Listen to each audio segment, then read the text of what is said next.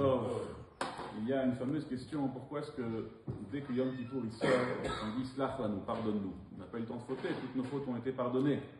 Alors, une des réponses, c'est que après Yom Kippour, il nous manque un peu dans la Emouna, dans la foi, que toutes nos fautes ont réellement été pardonnées.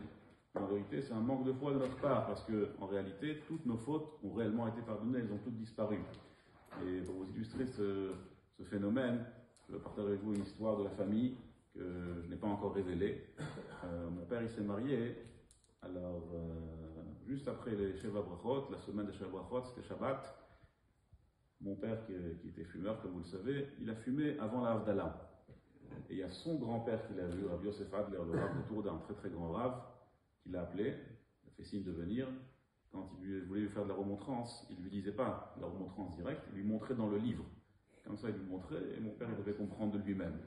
Alors il a montré dans le Mishnah Brura, il a montré qu'on n'a pas le droit de faire une melacha, de faire quelque chose d'interdit de Shabbat, même si on est déjà Motzei Shabbat, avant d'avoir fait Havdalah. Et après il lui a dit, c'est dommage, là tu étais Khatan. Quand on est Khatan, toutes nos fautes sont pardonnées. Déjà tu recommences.